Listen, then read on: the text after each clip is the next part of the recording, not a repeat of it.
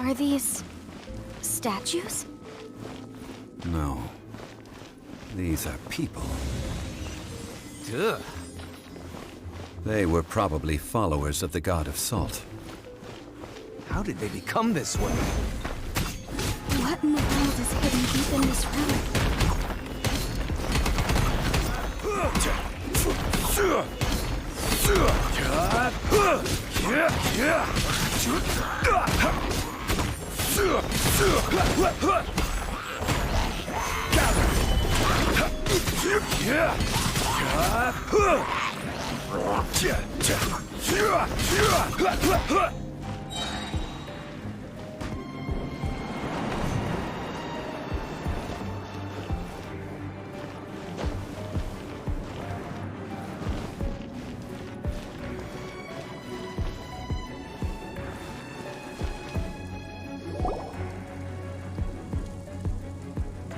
Look at this!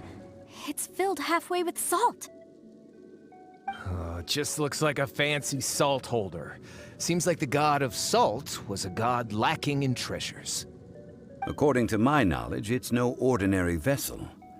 Although it is only half full, it is also forever half full. What? You're saying that even if I pour the salt out, the amount inside won't change? Exactly. Able to produce endless salt. The god of salt is powerful indeed. Finally, after all that effort, I've found precious treasure. I claim this as mine. I just need to pour the endless salt into 1,000 or 10,000 bags. I can sell it and make a fortune. Hey, how can you use a relic of the god of salt for such a shallow pursuit? If Mr. Clement wants this salt chalice, then the next object we find will belong to Miss Wanyan, according... Of course, as we agreed. But how can anything be worth more than this rare find? Since we have a contract, it's no use for me to fight with him. Then let's move on, shall we?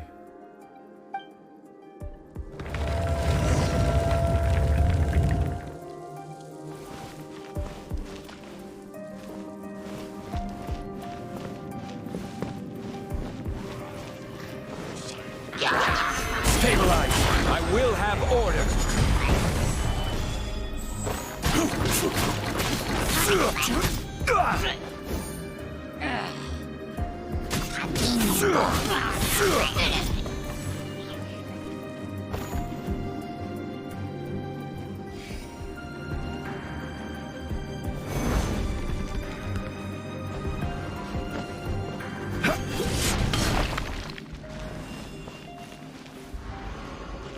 Rise!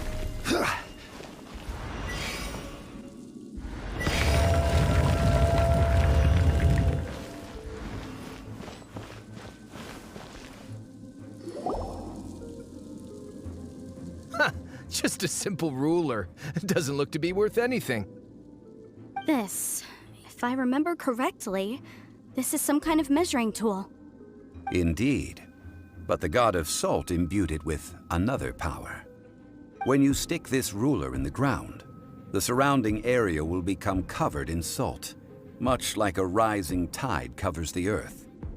The deeper it is stuck in the ground, the more salt will appear. It is essentially a bumper harvest of salt. What? That's even better than the salt chalice!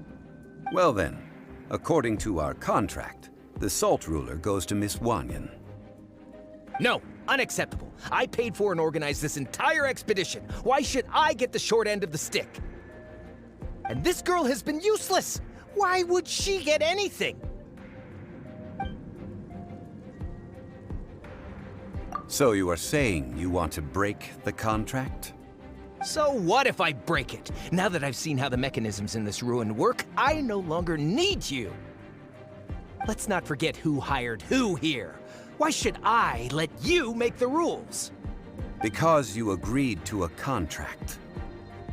Rex Lapis once said, "Ones who break their contracts shall suffer the wrath of the rock." That is one of your Liyue gods. I am from Snezhnaya.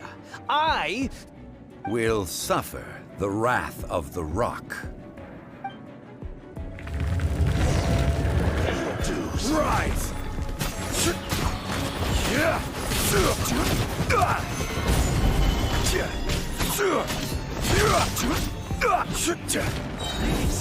Order guide you.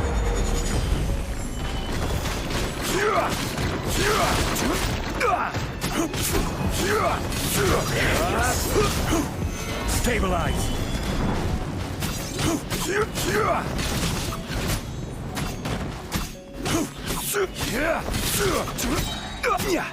I will have order.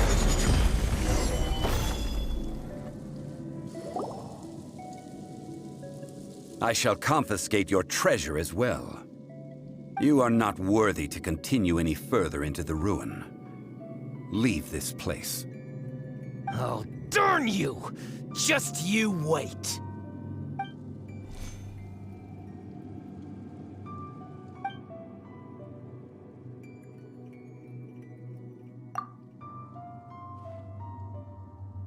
Clement's wrongdoing stemmed from greed, yes.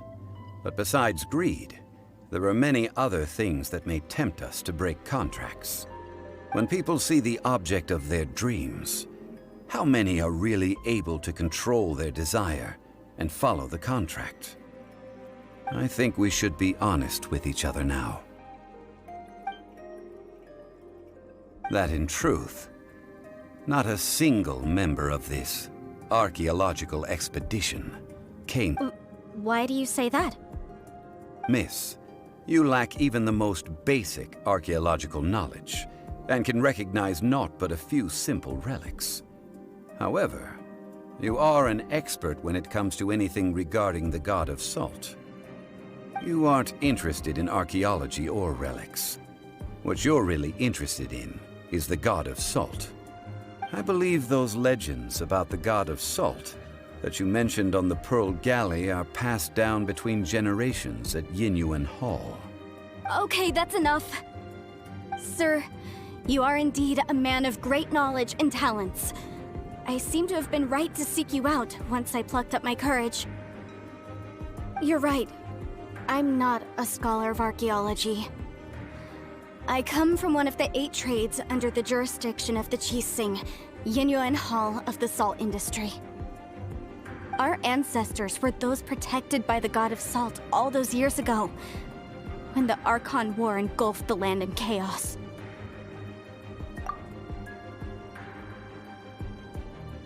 During the war, Morax assassinated our god out of envy for her power. He left us alone and lost in the world. We hate him! But this is Morax's Liyue after all. And its history is written as he wishes.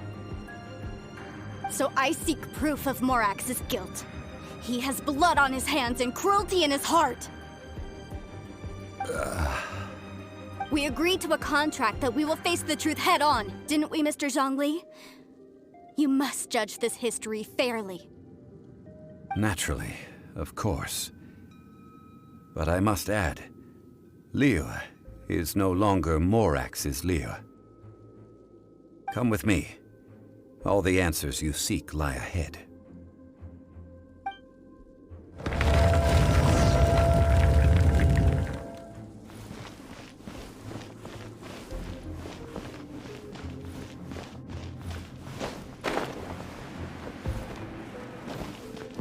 Crumble!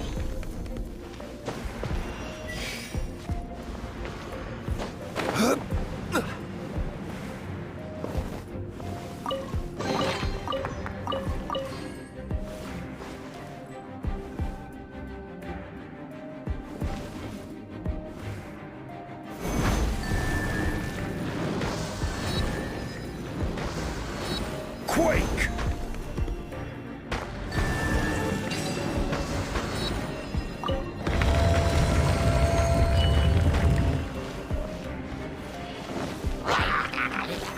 Solidify!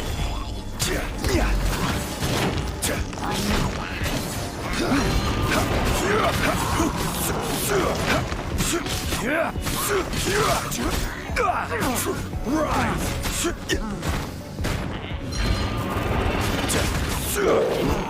Solidify!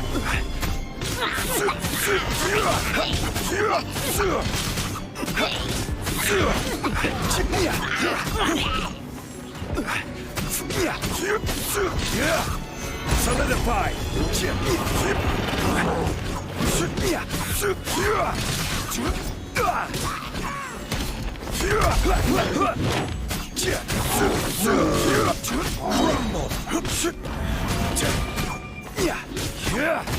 Order guide you.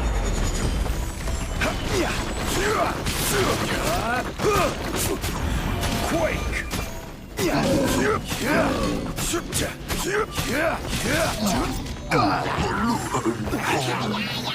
Solidify!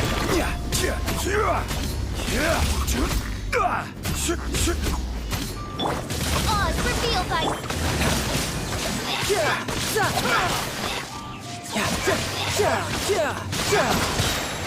Shouldn't let your guard down.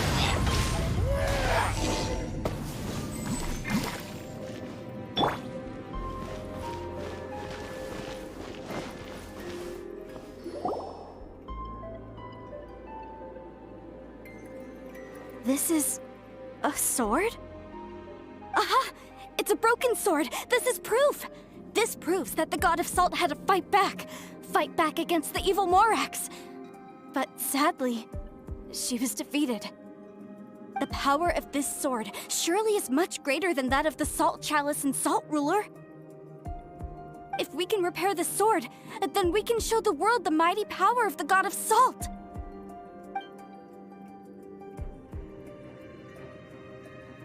Two pieces of a broken sword.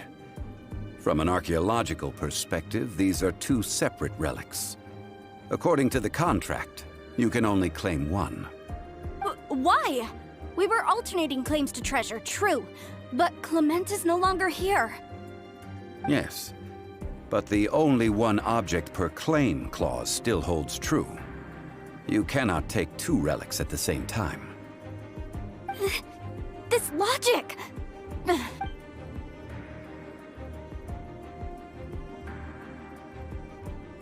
When there's a contract, nothing can be allowed to slide.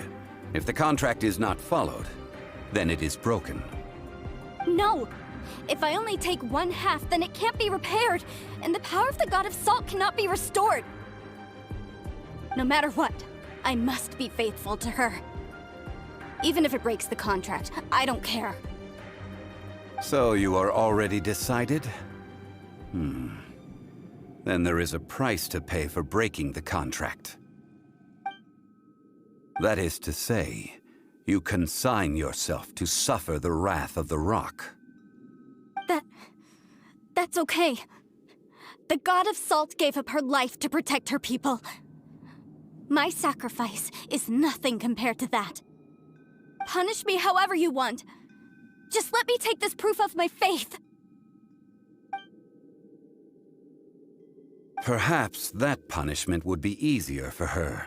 But, as punishment, I will tell you the truth. Huh? The truth? You mean the truth is my punishment? Yes. The truth that I am about to tell you shall be your price to pay for breaking the contract. I'm afraid to say that the God of Salt, Havria, was not the powerful god you imagine her to be. Rather, she was a small and weak god who yielded to all other gods. When it came to war, she lost, never able to win a seat among the seven. What? During the Archon War, the gods of this world used all their strength and cunning to vie for control of Tevat. But Havria instead chose to flee. She thought that by giving up before a fight could start, she could save herself and her people from the war. However, during such a long war, there is no end to the advances of aggressors. After making countless concessions, Havria lost all of her lands, until only one small haven remained. No. No! It can't be so. In her last days, She had not even a single blade to defend her people with. Not even a single blade? Then... this sword...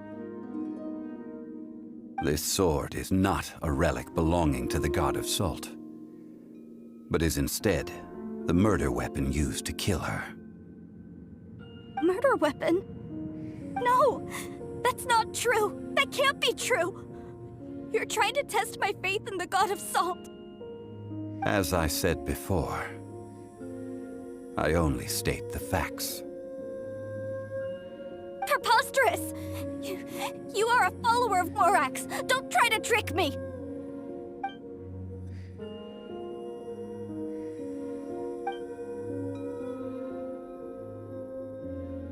It is a punishment after all. I did not want to tell her such cruel facts, but the contract was broken. Let's follow her deeper into the ruin. There, I fear, we will find something that will leave her no choice but to face the truth.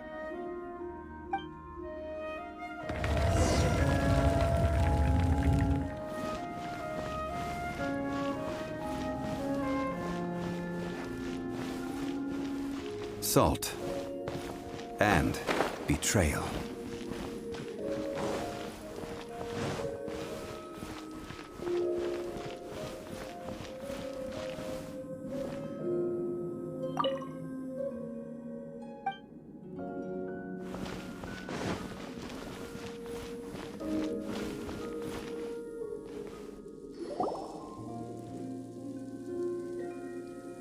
What are all these?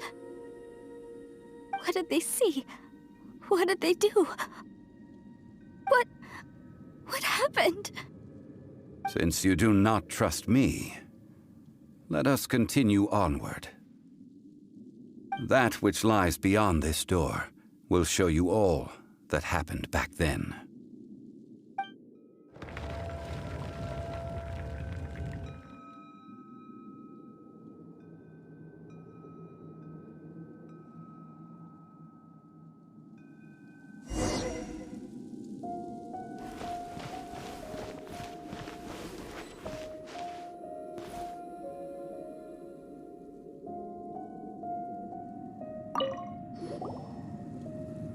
This is the scene of the crime. Havria's body dissipated, leaving nothing but these traces of salt. Her dying moments have since been frozen in time to this very day. The story continues that some among her people realized at last that this gentle, kind, but weak god could never protect anyone in wartime. The Archon War was cruel in the extreme. Instead of consigning her to the agony of defeat, they thought perhaps it would be better to give her a quick release. No matter how weak the god, the power that flows forth when they are slain is beyond the strength of mortal coils to bear. Those who could not flee were thus transformed. Those of her people who were untouched by this disaster left for Liyue, where they sought refuge with Rex Lapis. Their descendants feared Havria's remnants and lived in terror that she had laid upon them an eternal curse. So they risked their lives to come here, to break the sword, and offer up obeisances in hopes that her anger might be appeased. But they need not have done so. For how could a god who had never once resisted, even till the end, nurse hatred for her people in her heart? Even if this is so, I can't! This must be a lie. A false history, all of it! Don't you dare try to shake my faith!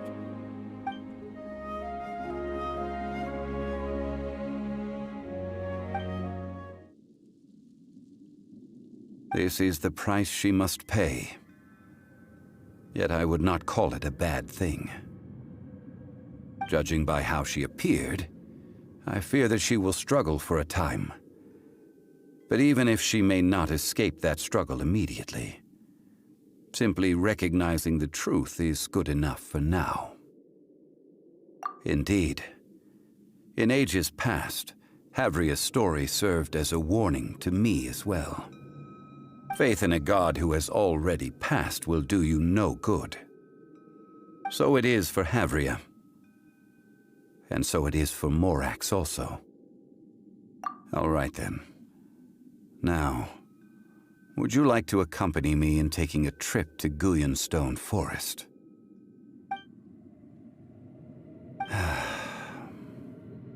Treading old ground, telling old stories.